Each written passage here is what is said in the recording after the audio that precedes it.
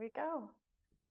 Hi, Chenoa. Thank you so much for Hello. joining me and being a part of this Sea Change Within Us project. I'm really grateful to be able to have this moving conversation with you. Thank Um, you, Karen. yeah, please take a moment to introduce yourself and tell us about all the ways in which you reach out into the world from the work that you do.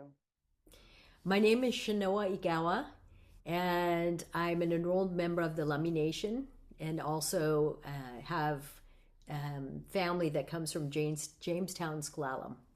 And my great grandmother came from Jamestown back at the end of the 1800s.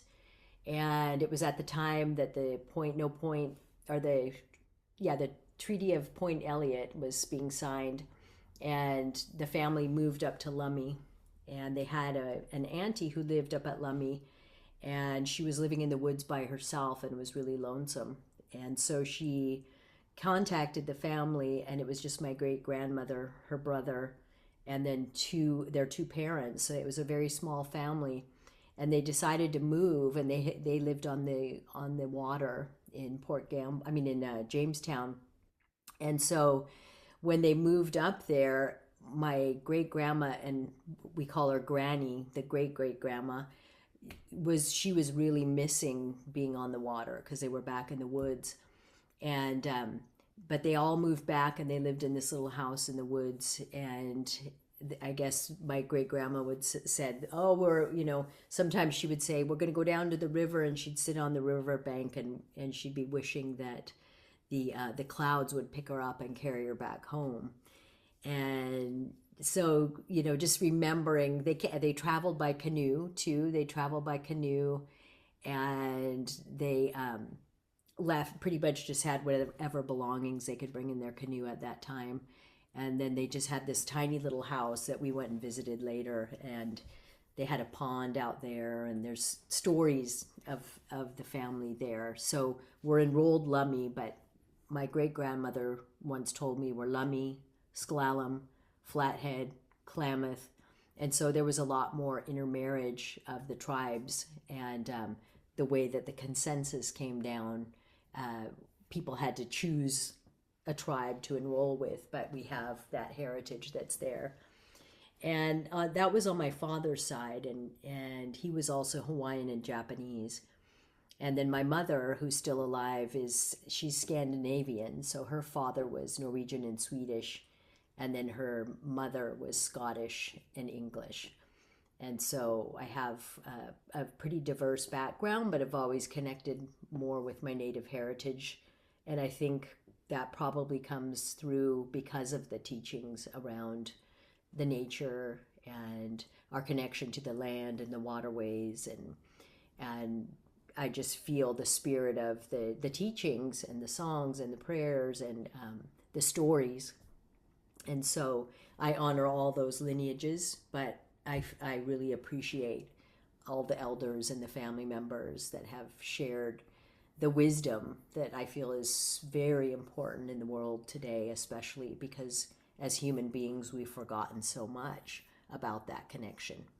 And as we move more and more toward things like AI and technology and machines, that we forget that we are not machines. We are nature. We are made of nature. We come from nature. We're gifted with life from nature in every second. And so we have to remember that we aren't robots. We aren't here to be manipulated or colonized in our mind and our heart and our body and our spirit. This is not another colonization progress in progress here for No. right? Yeah. And I'm thinking of the Alexas around my house who Oh, says my name in a funny way, which you makes me better want turn to Alexa off. She won't like this back. Yeah, that's conversation. true. Which she's reminding me, I want to back up and say we had so much fun and we talked so quickly on the telephone that I remember trying to ask you how to pronounce your name correctly, which reminded me I didn't tell you how to pronounce mine. And so I Yeah. apologize. It is Chenoa with a Chenoa. Chenoa, Chenoa. Chenoa, and I'm Chenoa. Karin. Karin. And I never said that to you. No, okay, you're Karin. Okay, okay. Chenoa Chenoa Egawa. Egawa. That's where Hmm. the Japanese comes from, right? Yes, that's Yeah. right. Yeah. Well, so back to this, we're not machines and we are nature. Yeah. Um, Tell us about your work around the body and movement and healing and in that becoming connected or reconnecting from the ways in which we've been disconnected. I understand that you've bridged Chinese medicine and Qigong movement with your Indigenous heritage or rituals that were from one part of your family, is what you told me. Right. Please share about that, what that means to you. Mm-hmm. Okay. So the the qigong came in just about 11 years ago, and I was sitting in a ceremony actually and making a prayer and asking for healing for myself. I had kind of chronic back pain, and it just felt at that point kind of scary. Like, is this, I was just not understanding it and feeling more like a victim. Like, oh no, am I just going to be dealing with this for the rest of my life? And then there was a lot of negativity that was coming too, and so I was asking for a way to heal myself and to protect myself. And in our ceremonial ways, we have medicine and we have the prayers, and they're very powerful and very helpful. But for me, I'm also a very physical person and have always expressed myself and dealt with emotions and feelings by running or, exercising or doing yoga and just loving that feeling in my body. And so it was a short time after that that the Qigong came to me. There was a recommendation of a teacher, and I went to the class. And I had tried Qigong before, but it didn't really resonate in the same way. And I think I was too young to be, because it takes some sensitivity to open yourself up to another way of perceiving if you're not used to doing that. And so when I came back to it, I really felt how profound Qigong is. And I could also see that from the Taoist philosophy and the Taoist teachings of this particular lineage, that it was all about the nature and the connection of our body to the natural world, insofar as every organ in the body is connected to one of the seasons, and every organ is connected to a direction. Every organ is connected to a color, and so there's and a planet and to one of the planets, and so it really does show you that as you practice, this body is a microcosm of the macrocosm, and where we've forgotten about how to take good care of ourselves, it has not always just been our fault, but there's been a real push in society to make people forget their connection to the earth, and people have been removed from many different places and teachings and languages. And so it's about remembering our inherent birthright of that connection that is always there giving us life, but we tend to take it for granted and we tend to overlook it. And then we can take a glass of water and just be like, whatever, throw the water back and then toss the rest of it on the ground, and there's no teaching behind it. There's no teaching that this water is one of the main medicines on this earth, that all of our food is medicine, that all of the nature is medicine, and that when we pay attention to what's happening at any given time outside, that we can follow nature, follow the plants, follow the animals, and what's coming in and what's going out, and align ourselves with that. And so the body also has these energetic pathways, or the meridians, and those are all connected to the different organs too. And it's like the damming of a river. When you dam the river, then you block the flow of the water, and the water is life. So you dam the river, now no life, the Chinook salmon, they can't come through until you open the gate, but you're changing the ecosystem of that water. It's getting warm, it's getting stagnant. And so the body is a lot like that. When we have something that's wrong with us physically or physiologically, a lot of times it's a blockage in the veins or the arteries. It's a stuck emotion that we maybe haven't been able to express. And then if it stays that way and continues to block that energy, then it can manifest into a greater illness. And so the understanding of this movement practice is that you open these blockages, that you address the emotions, which we call the 7 negative emotions that are a part of every human being, but that we don't want them to take over. So we don't want to be depressed and then just stay in a depression for long periods of time, because then we start damaging ourselves and we start damaging the people around us. And now we're not contributing in a positive way. Now we're becoming part of the problem. And so the medicine and the wisdom of this practice, and the feeling of the movement and the breath and the visualization, the intention, the meditation is all training the mind to also come into that innate power that we have when we can still our mind, focus our mind, have a single intent, connect to the nature and the movement and the breath, and then we can move energy. We can move things. And so I feel like these teachings have been known by most all cultures on the earth, and that it has been forgotten in the modern world, and that it's been deliberately deleted wherever possible by people who want to not have us remember the power that we are made of as part of creation, as part of nature. And so the Qigong and the movement for me has brought so many gifts, and it just continues to open, and it's infinite. It's infinite, and we are infinite. And the continuation of life and the miracle of life in the way that the earth and the sky and the elements have come together to create so much beauty and power and diversity. And that word diversity, it always comes back to me, because diversity is our wealth. The diversity of anything on this earth is our wealth. Our cultures, our languages, the animals, the plants, even the gut biome has the more diverse it is, the healthier you are. And so diversity is a part of our wealth on this earth. And so when we look at trying to concentrate and eliminate different ways of understanding life, different ways of life, different wisdoms, different stories, different languages, then we impoverish ourselves.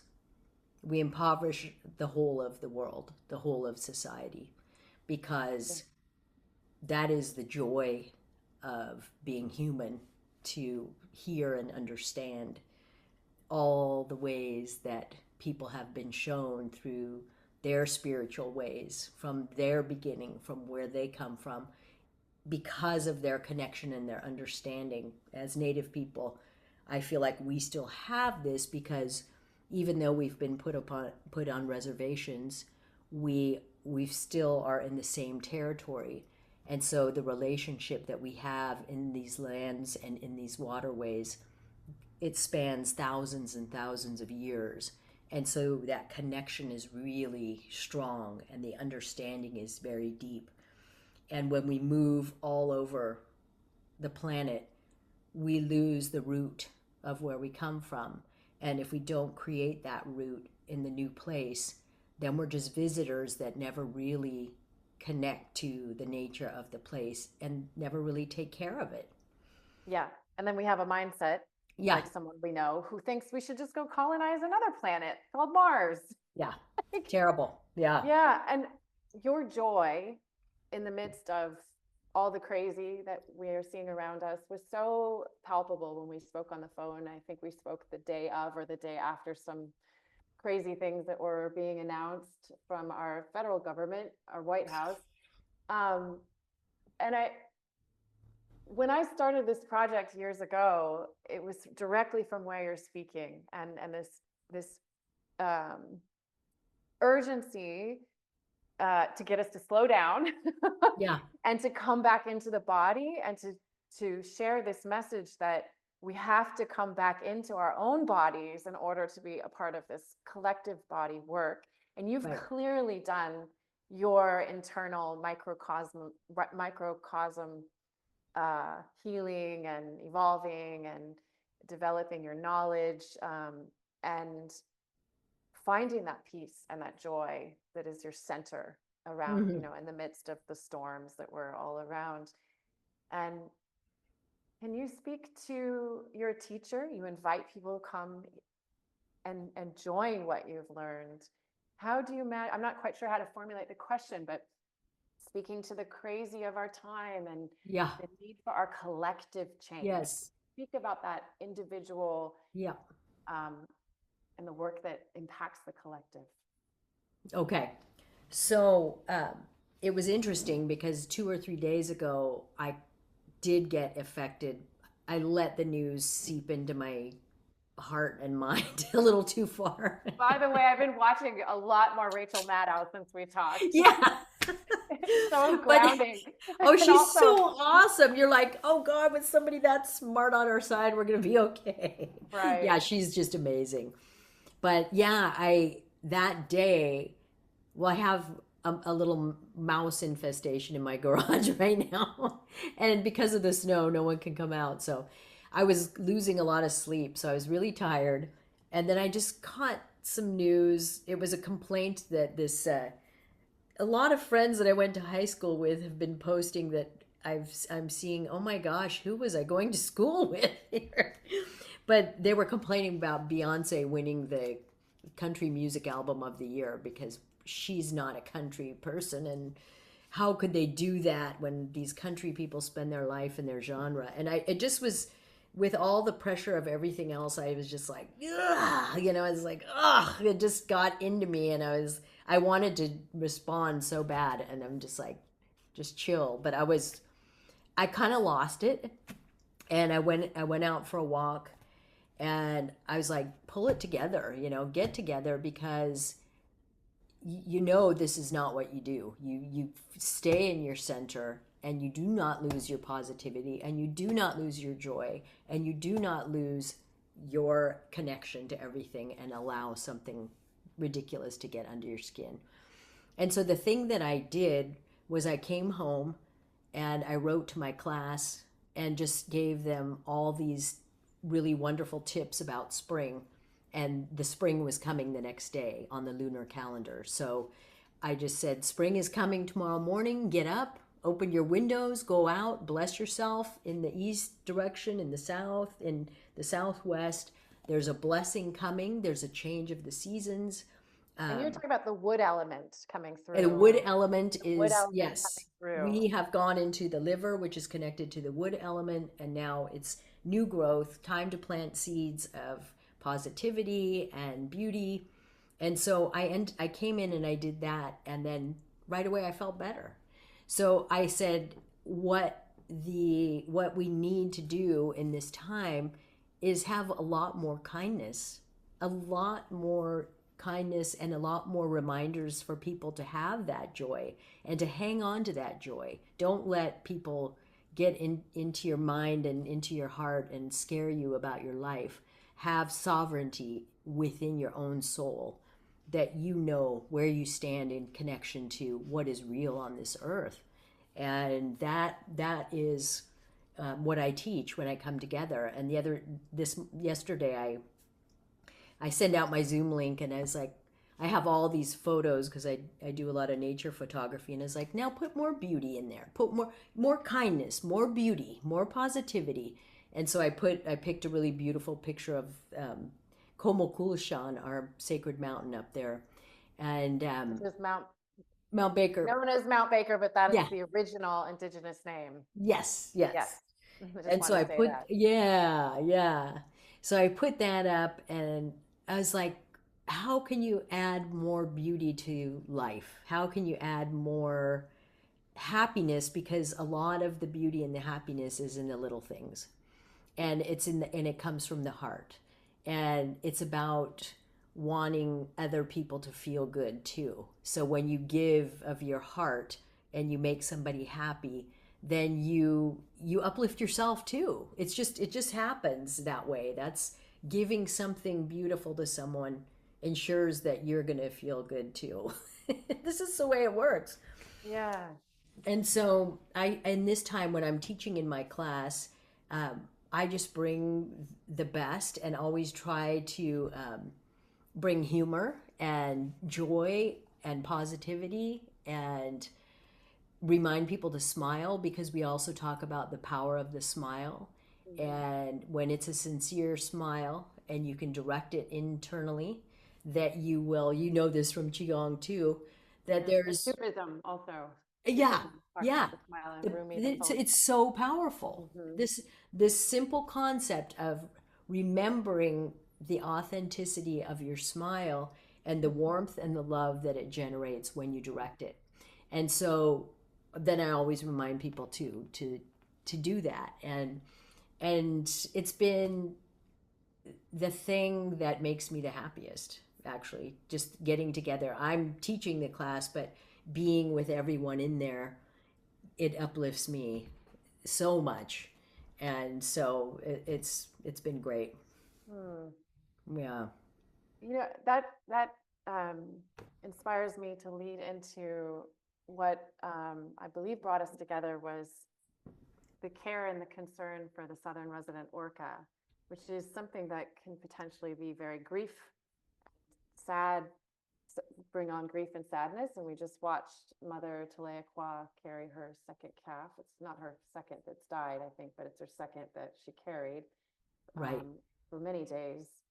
Um, I'm thinking of speaking of joy and making beauty and kindness and a smile. And I don't know if it was connected to you. I definitely knew it was a Lummi elder that maybe it was the news that did an offering through the water of Right.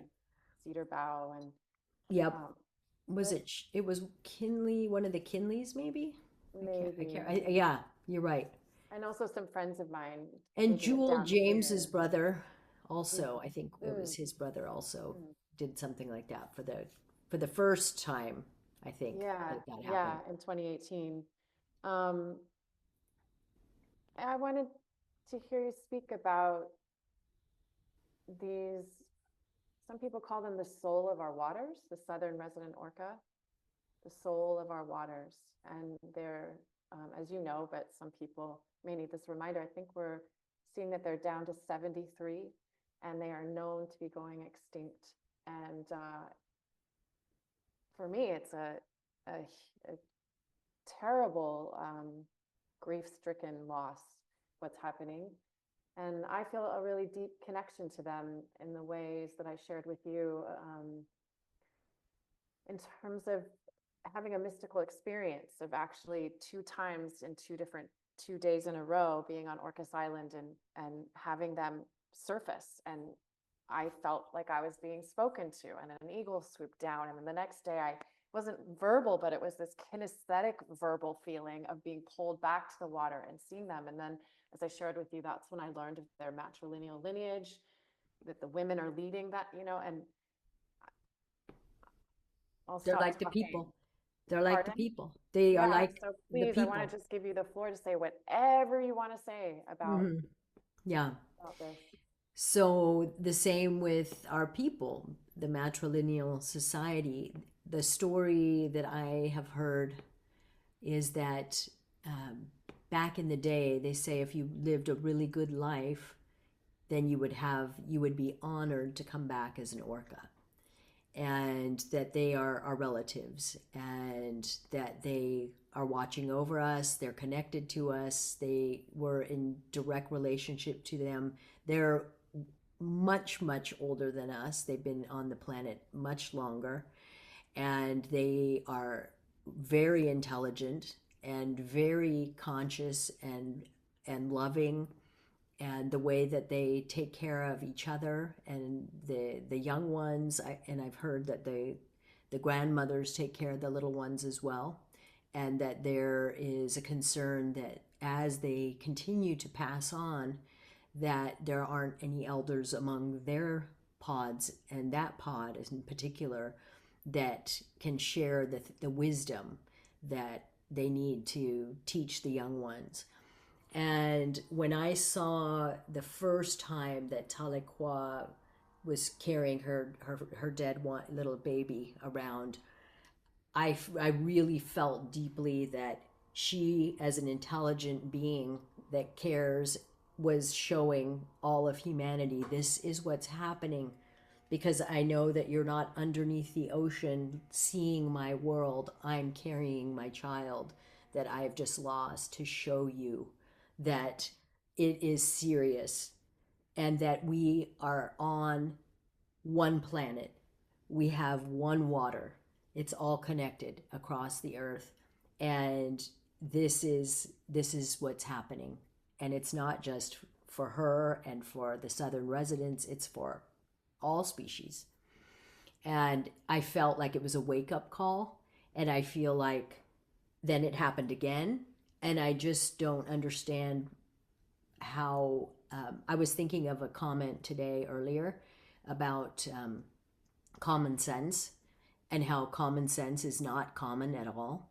In fact, common sense seems to be a rare thing to have these days, because when you observe these things happening, surely common sense would show you that our interconnection and our interrelationship with them, and not just with the orcas, but with the salmon, with the forests, with the mountains, with the plants, with all the other species and animals and humans, that we are directly interconnected, interrelated, and we are receiving life every single moment by the generosity and the unconditional love of this planet and the elements, the living elements, the spiritual elements that have a life, that can be spoken to, prayed to, that respond to us, not in our English language like we like to translate everything into,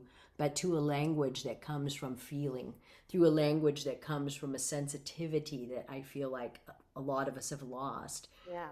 To the Our earth. children are born with it, but by the time they start school and start talking and start reading, then they start to lose that too, unless Yeah. the parents are helping them to not lose that part of themselves. But so I I feel like, yeah, go ahead. well, I was just gonna say the language part is such a beautiful, important thing too, that we don't talk about much. But for me, I was deeply inspired by the cultural ecologist David Abram talking about the loss of oral languages, and therefore languages that come out of the earth. Yes. And that is Yeah. actually Yes. the first reason I got drawn into my Sufi path was the Arabic language, and connecting to the Aramaic, and that is coming out of something. It's not just a Yeah. disconnected Greek alphabet into English eventually, that is just phonetics, just sounds that don't actually have a rootedness. And so I just Yes. appreciate you sharing Exactly. that. And Yeah, that's true for all our native of languages course. too. And when you Yeah. listen to them, they come from the nature that the people are from. And Yeah. those sounds, like my husband always, he's Dene, and he always says Mm. the sound of water in their language is to, to, to. So it's like, if it's the sound of dripping water when Mhm. it plunks into more water, to, to, to. And so and all the different words have an origin in that, Mm. in the nature. Yeah. Yeah, that's true. Yeah. Speaking of this this interconnection, this synergy, this relationship, one of the things that has driven me, a story I got to hear from Australia was uh, called the ringbald ceremony. Um, Historic drought, after 150 years or something, many Aboriginal tribes came together and they did this ceremony for the first time. In I think bringing everyone together was maybe what was the first time, and they It was maybe 2 weeks long, and they made it rain. Mm-hmm. It's a documentary, and it was singing and dancing. And when I was thinking about this project, part of me felt that the orca were speaking to me, that it was important to make movements, to make sounds. Yeah. And I'm sure that I know you because of someone introducing me to you singing, and you've written books, and you're a photographer. And so could you share about the sounds, the movements you make that matter to you, that you believe matter, that are connected to, I think it's more than hope, but having a kind of faith that you're returning, um, participating in this recreating and returning, this interconnectedness that is a healing, Yeah. that's moving us towards something Yeah. beyond this disconnected colonialist harm that has happened. Mm-hmm. I've taught some of our native people Qigong, and there's certain movements that we do where they say, this is like our dance, this is like our dances. And when we're dancing, you're connecting your feet on the earth. And there's a way that you can dance and you can shake off all of the stress and all of the exhaustion and all of the worry and all of those things that might bother you and hold you back. And it opens your heart and it frees your spirit, and it is healing. And it is healing to sing, it is healing to dance. And through the movements of Qigong, to me, it felt so natural because it's like a prayer in motion. So we say prayers, and sometimes we'll be making offerings and we're just seated, or we say prayers through our songs. And then with this one, I felt like this is praying in motion and actually using your movement to acknowledge the sky, the sun, the moon, the stars, the planets, and to bring the light of those down and to emanate them through your body and to absorb the light and to increase the vibration and the frequency of this higher level of being that is based in love and respect and kindness and seeing the beauty and taking care of the earth, taking care of ourselves, taking care of each other. And so the dances, I have one Coast Salish friend who's a storyteller, and he'd always say, it is a birthright for any human being. We are all singers. We are all dancers. We are all artists. That is part of being human. And so that always really struck me, and it's true. You look around the world and you see that every culture, most of them still have some form or remnant of their culture where there's songs, dances, and artistry. And so everything, the artistry used to be the finest work that you would do, but it was an offering and an acknowledgement and a prayer. And it became something it was recognized that it came from nature and was sacred. And now you're putting your ornament on there, and it's sacred. And it wasn't to sit in a shelf to look at like a museum. You use that like a plate or a bowl or a cup or whatever instrument you had that was the most beautiful artistry in honor and gratitude of that nature. And so there's always been that respect, and that I think that in bringing people back, we have to come back into the body through the movement. We have to come back to the breath, and we have to be able to stop the mind and become quiet and become still. So stillness and movement coexist. And if we're just racing off all the time, then we never come back to stillness, and we can get lost. And so we have to come back into stillness. There was a teaching that was shared with me just a couple days ago about the eyes. The eyes are the children of the liver. And the children of the liver, the mother is the liver, and a human mother doesn't just let her children run off when they're little and go wherever they want, because they don't understand the danger out there.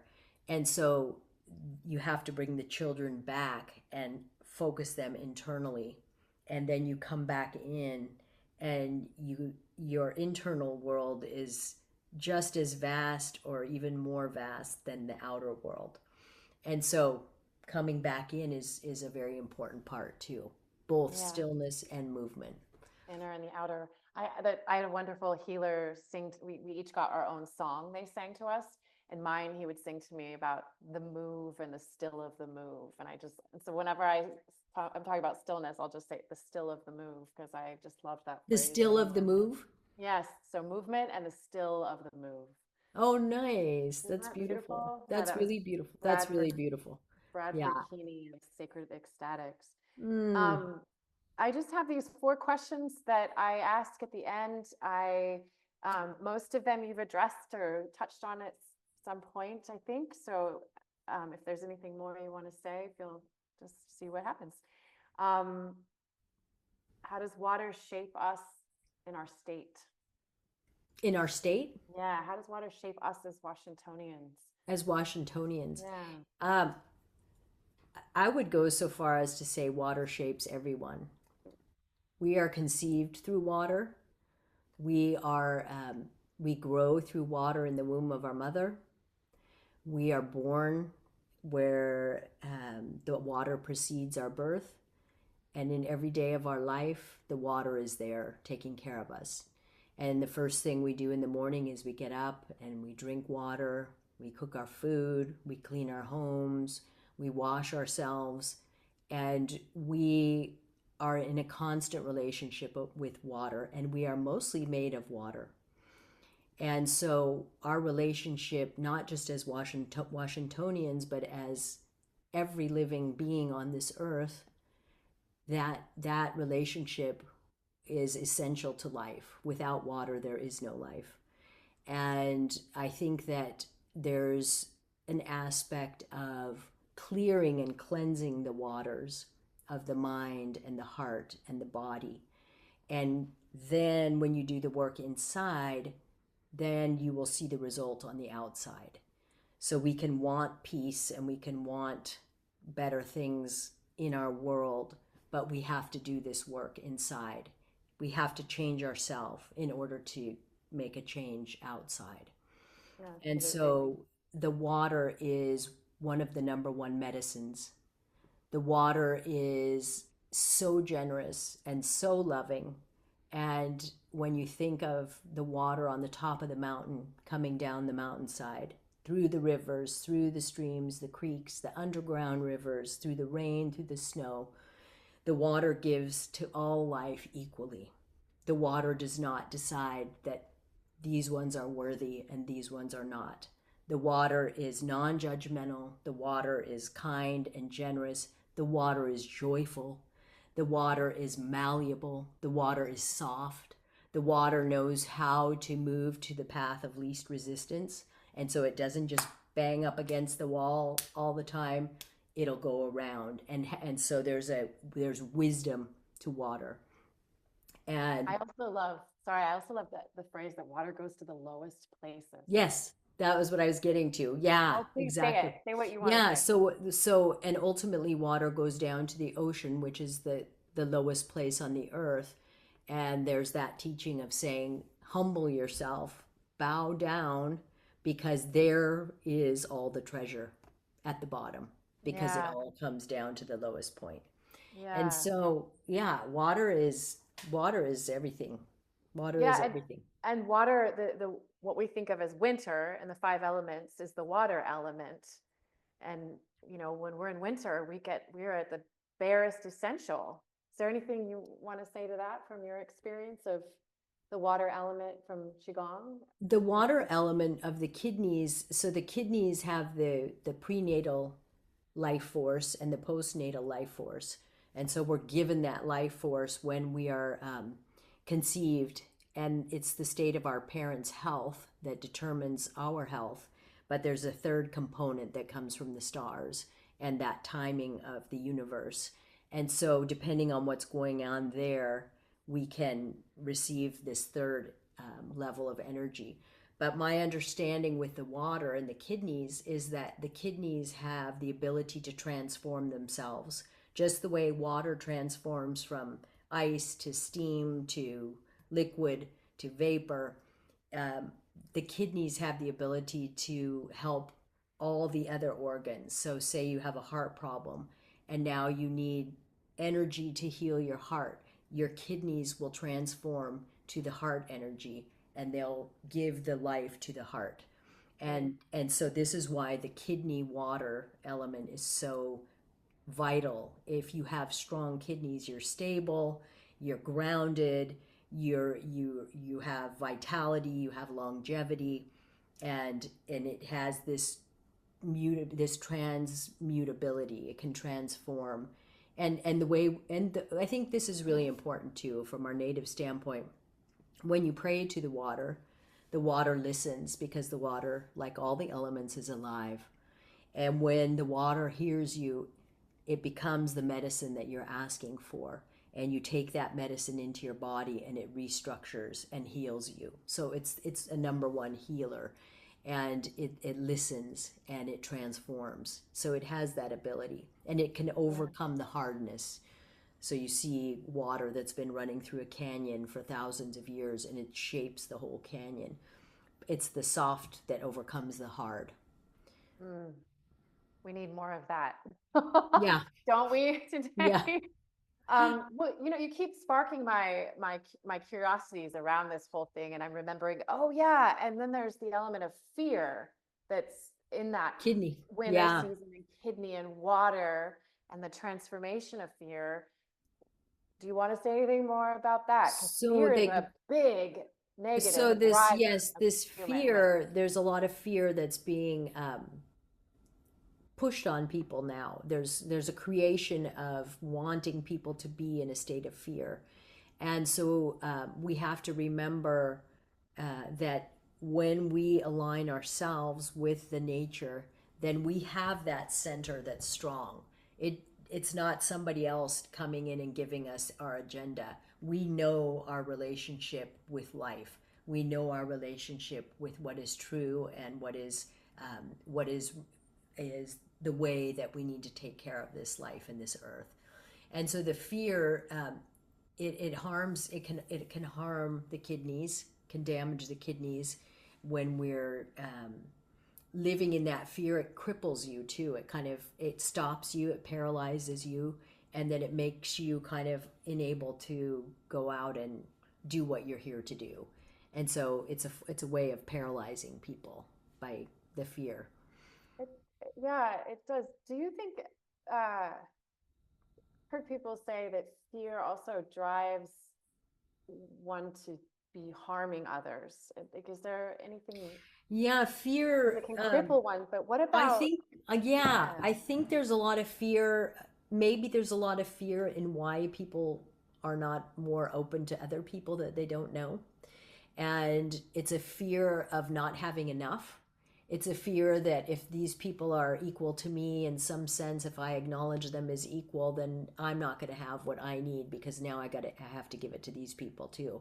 And so there's a fear of scarcity, and when in fact there's plenty here for everyone. It's just that we need to remember how to right, relate to one another. And I yeah, mean, there's a lot of abundance, but we are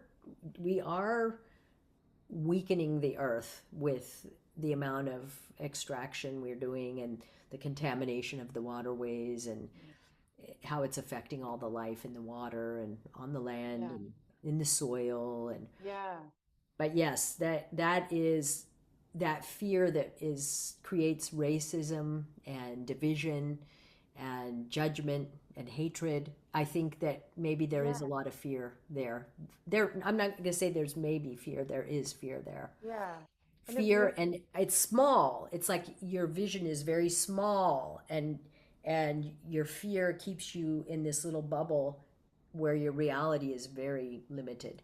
And we need to expand out bigger than that. And in qigong we say rise above it, go to the top of the mountain, get the 360-degree view, see the big picture, understand that there's a lot more going on here than what we think. Well, I'm looking at my questions and realizing you're addressing them over and over again in such beautiful ways. And I think the last piece, jumping off what you just said, that closing off I'm thinking of fear in terms of climate change and our water issues that we've been talking about. It's easy to want to look away and to just ignore or deny. I think those all come from places of fear. And do you want to Yeah. say anything more about Well, climate I change noticed and I there's a story of something that I noticed during the pandemic.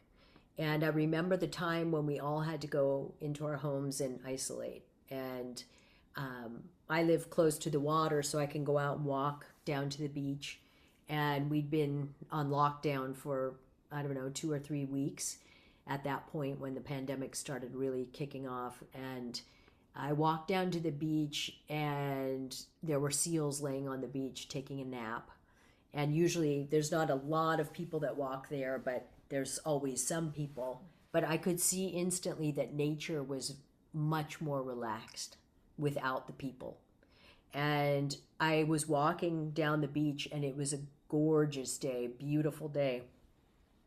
And there in front of me, about 15 feet away, was a huge bald eagle.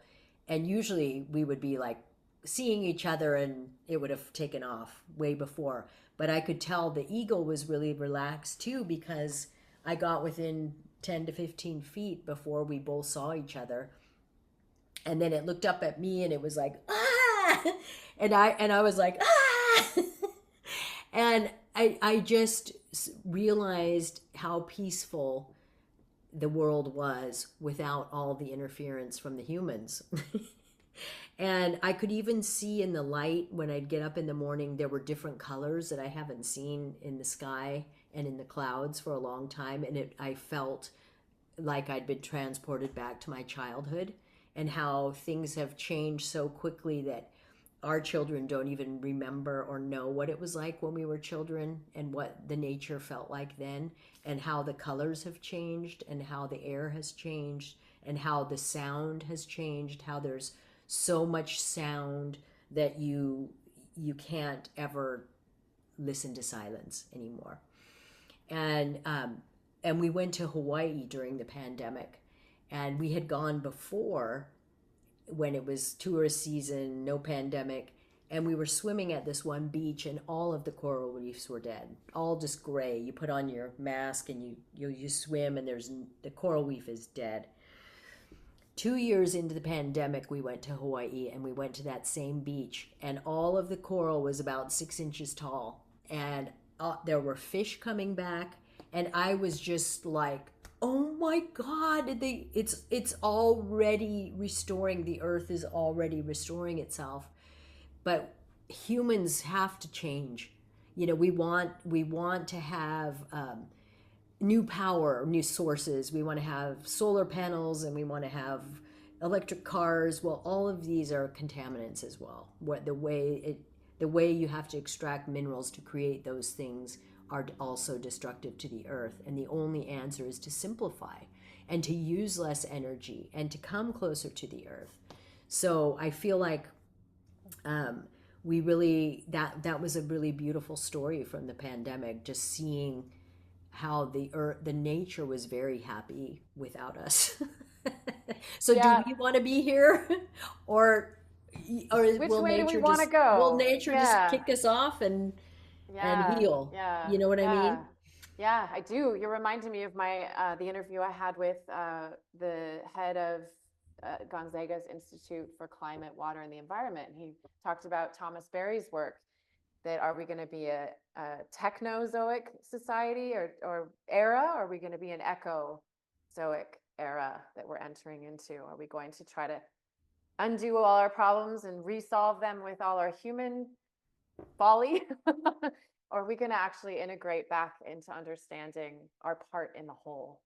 I sure hope it's the second one. Me too, me too. And Yeah. it brings me so much joy and happiness and peace. And I feel blessed meeting another soul on the path to recreating, renewing, returning Yeah. to how life really is, the real life, as we say Right.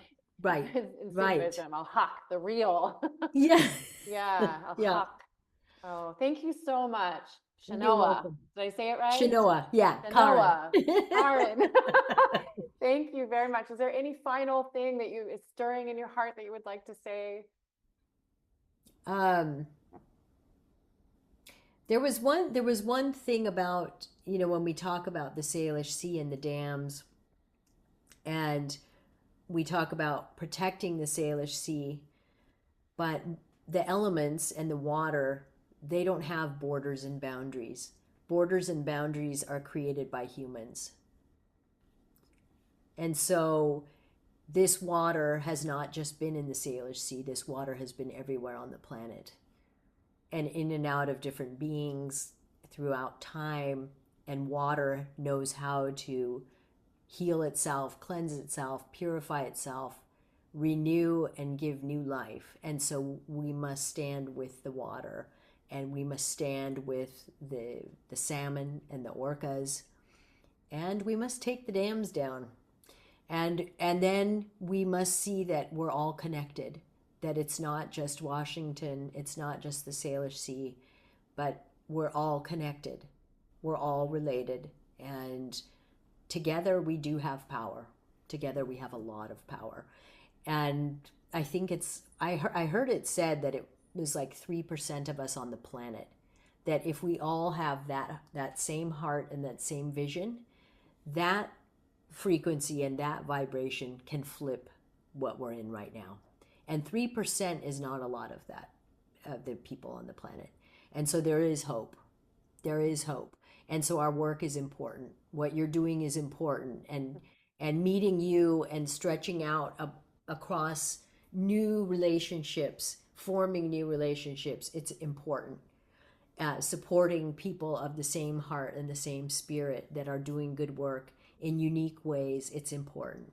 Yeah. Building community is important. Yeah. And so, that's why I wanted to do this with you too, and just support you and say, good job for caring so much and for listening to the messages that you've received and responding by putting your love and your heart into what you're doing and using your skills and gifts to express your feelings and your dreams and your hopes for a better place, a better planet, a better understanding. And there's so much that we can do here, and there's so much beauty in this life, and we know we're going to do everything we can to.